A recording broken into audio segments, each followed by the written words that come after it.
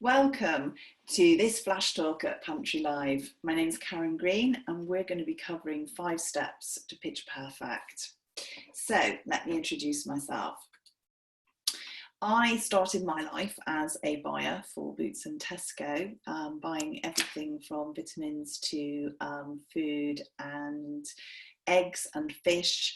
And I left Boots in 2002 and then went to the other side of the desk as a sales account manager, on to commercial director for a number of food businesses, finally working for a sushi company actually. And we were selling to Boots and Tesco's, and after that I was working for a number of my clients actually. So I set Food Mentor up in 4 years ago, and since then I've been working with the likes of Zinda. We're in Tesco's, just about to launch into Budget and Londis, Case Wars, in Ocado, and Nisa. Helped FitBakes get into Sainsbury's and lots of other brands as well. I'm also a speaker. Obviously, I'm speaking to you today from a Zoom call, actually recorded, but I used to do a lot of live pitches and live presentations, and hopefully we'll do again one day. Also been on LBC in their business hour, and I've also written the book Recipe for Success, The Ingredients of a Profitable Food Business, which is available on Amazon if you want to go and order it. So that's me. What are we going to do today? 5 steps to pitch perfect. Number 1, know your numbers. It's so important, and honestly, if you aren't making a profit, then there's no point getting a pitch together, let alone it being perfect. Working out what category you're in is the next important part, so you actually know which buyer to talk to and which category to research. Then part 3, get to know your buyer personally so that you make the right presentation. Get to know your retailer, so we're going to talk about how you can know them inside out, and then how do you pull all that together and build your story. So let's get started with step number 1. Oops, and we've missed it. Step number 1, know your numbers. So first of all, are you mass enough? It's really important that you have enough volume to justify a retailer taking you on. So if you think about Tesco's, they represent £1 in every 7 spent in the UK. They have 27% of the grocery market. They are big. And so the products that they sell need to be mass. If you have a fabulous product, but it's niche and it's very highly targeted, as some of my clients do, it might not be the right place to go to Tesco's.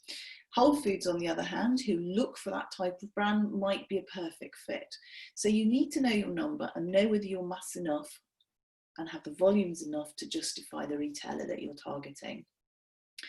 The second thing about your numbers is your costs. So there's 2 things here. First of all, do you know how much it costs to make your product? If you're buying it from a contract packer, you will know the answer to that one because that's what you're paying. If you make it yourself, you may not know. I've had a lot of clients who make it themselves. They don't charge in their own labour. They don't cost in this, that and the other. You need to really fully understand your business. And I do have a spreadsheet for that, which I can send to you if you email me on karen@foodmentor.co.uk. And once you know your costs, you can then put it into my spreadsheet, which I can also send you, which looks at what margins you need to make for your business to be successful, but also what are the margin expectations of the grocer. And generally, we make an assumption of about 40%, but it really does vary on the category. Some, for example, commodities like milk and bread are probably much lower margins. And then other things like vitamins and supplements, which I used to buy, margins are much higher than 40%. So it does vary with your category. You can go out and talk to other people. I really would urge you to join Facebook Food Hub group. There's nearly 10,000 people on there. They've all got lots of varieties of experience of different buyers, different margins, and it can give you a good idea of what to expect. The fourth thing about your numbers is what other money are you going to need? launching into a big retailer, you start to step up in terms of the money that's going to go out and the money that's coming back in. So if you are doing a deal with, say, Tesco's, you get 200 stores, they might want to put it in 2-3 cases to fill the shelves. You might be looking at 800 cases. And if you're buying that from a contract packer or making it yourself, you're going to need to pay for that up front. There's very few contract packers that don't do pro forma. So you need the money to do that. And unfortunately, the retailer is not going to pay you probably for best scenario, 14 days, worst case scenario, maybe 3 months, 90 days settlement terms. So not only are you going to fill those shelves, but you're also going to have to keep supplying them maybe for up to 3 months. So you need a lot of cash. You can factor your invoices, but have a think through. Have you got the money in the bank? Have you got funding? Have you got an overdraft? How are you going to get over that initial hump? And then what marketing investment are you going to be looking to put in? And that can split into two: sampling fees, the listing fees, the investment that your trade customer is looking for, and then the investment that you need to put in the marketing to actually get people through the door and promote your brand and make it mass enough. So that's the first one. Second thing you need to be thinking about is what category are you in? It could be quite obvious. You might say, well, I sell chocolate, it needs to be in chocolate or confectionery.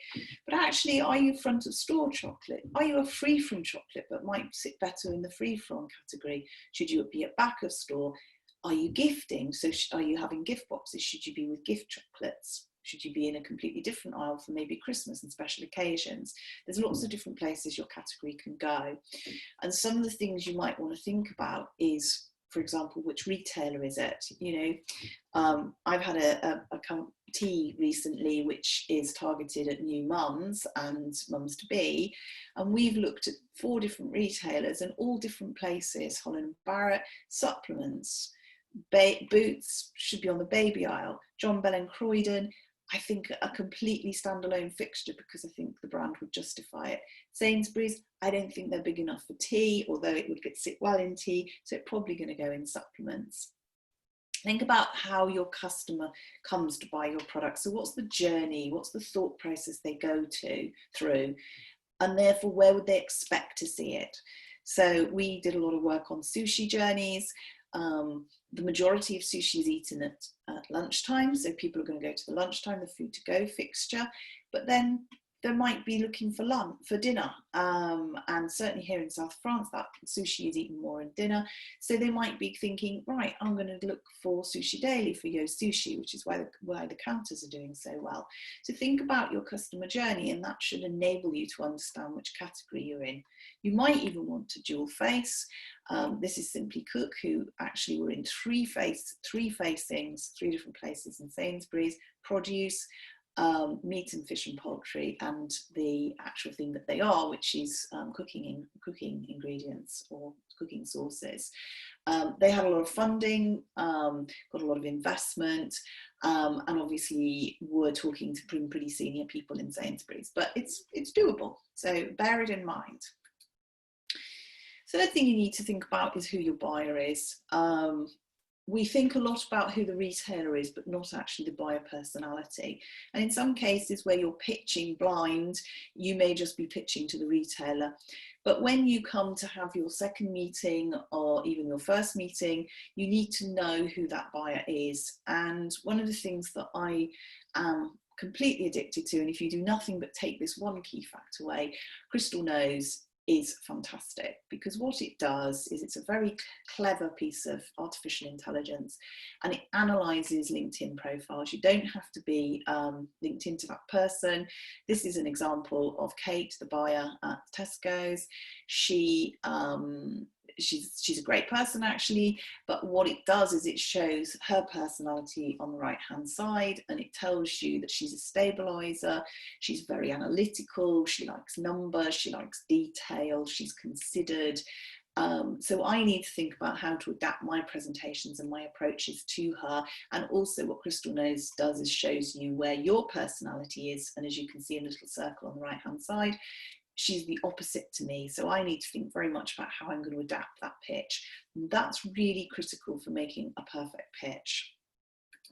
The fourth thing, obviously, you need to know who your retailer is. I'm sure none of you who are watching this would do this, but please do not ever go to a meeting having not been to the shop in question.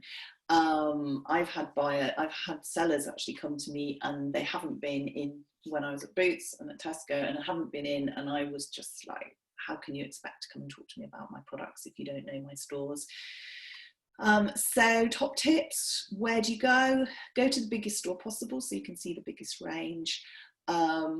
And also go and have a look at an average store as well, so that you can see what would happen if you were going into smaller and smaller distribution, what's left. So that from that you can work out what's the best selling lines and how they're structuring their offering.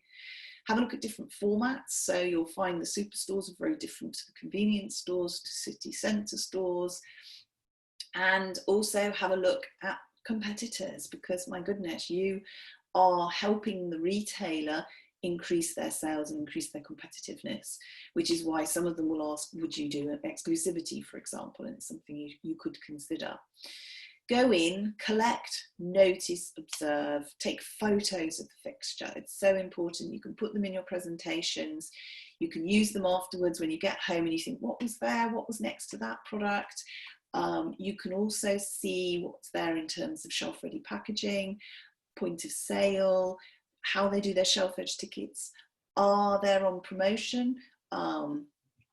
Some retailers like to promote, some retailers don't, so you need to understand what their policy is, so that when you're putting your marketing plan together, you're making the right proposals from the off, rather than saying, well, I'll just do a multi-buy, because a lot of retailers don't agree with multi-buys, or they might be everyday low price and actually you're offering a promotion which won't fit either. So think about it, collect all the information, and then if you get a chance, have a chat to the people in the store, talk to the shoppers, store colleagues, find out what the problems are, watch how shoppers shop, see whether they're picking stuff up, putting it down, what do they eventually buy, and then buy the competitors' products. You need to know what you're up against.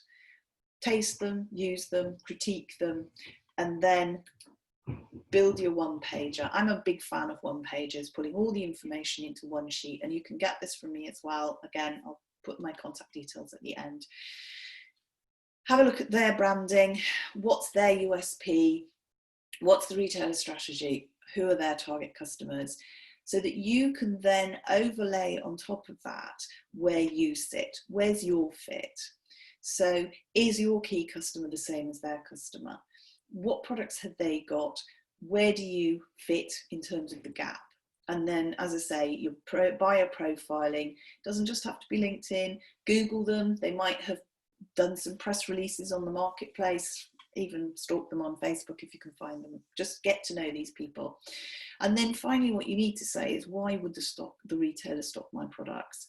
What is my USP? What brand would I replace? I mean, you know, you don't know the sales figures. You can't actually say that in the meeting, but think through who looks a bit vulnerable, who's not in the smallest stores, who's fallen off the fixture, who could, and why would you be better than them? And then you can build it all together and build your story and build up your why. Why is your brand beneficial to us? That's what you want to be asking yourself. Sit yourself in the retailer's shoes. And remember, it's the brand, not the product. You know, so many people I've seen pitch at the events like Pitch Live, and you find people to talk about the product. You know, it's sugar-free, it's organic, it's this, it's that. They don't talk about, this is our brand values and our mission. This is what we're doing on social media. This is the following we've got. This is the press and the PR. That's the story you need to be telling.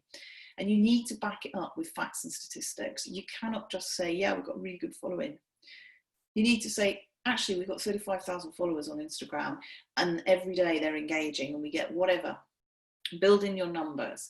If you're already selling in other stores, in independents and other retailer, share that information. Be careful, don't breach confidentiality. But if you're selling 200 packs in a store, you tell the buyer, because the buyer's suddenly going to sit up and go, oh, that's interesting. Because ultimately what you want to do is create a need in that buyer. You build the gap analysis and say, look, there is a gap in this marketplace. There is a gap in your store. I can bring something to your category that's going to grow it, but you also know that I've got experience of doing this in the past, and therefore I'm reducing your risk. I can demonstrate why we will sell. It's not always easy if you're quite a new fledgling brand, but there's always a way that you can build your story realistically, using data, using experiences. And then finally, I use this quote from Al. It's a couple of years old now, but I remember he was at Enterprise Nation, and he said, we list 2,000 new products a year. And I went, right, that looks quite easy for me. And then he said, which means we need to delist 2,000 products.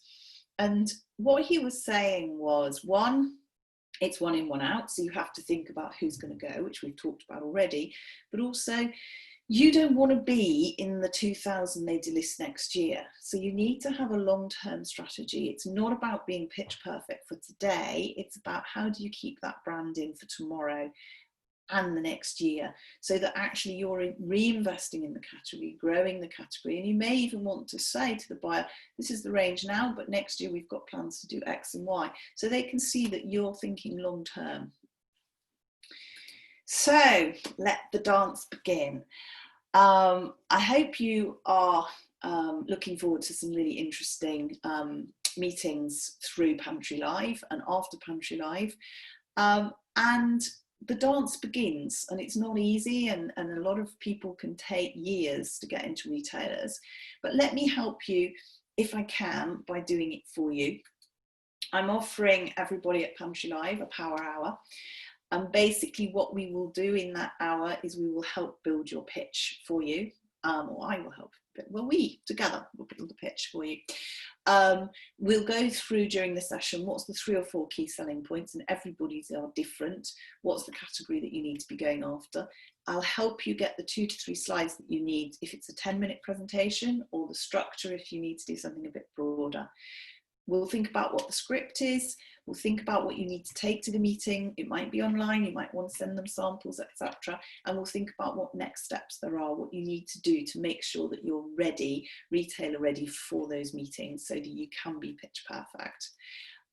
You can book in with me. There is a charge, it's £200, but I've done 4 now and the testimonials are fantastic. Everybody has really enjoyed it and got a really good result out of it. So the link is there.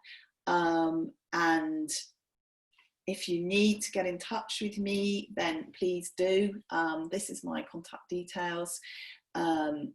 Karen@foodmentor.co.uk. There's my phone number. Please link in with me. I'm a massive fan of LinkedIn, and just let me know if you need anything, and I'll be happy to help. Thank you so much for listening, and good luck.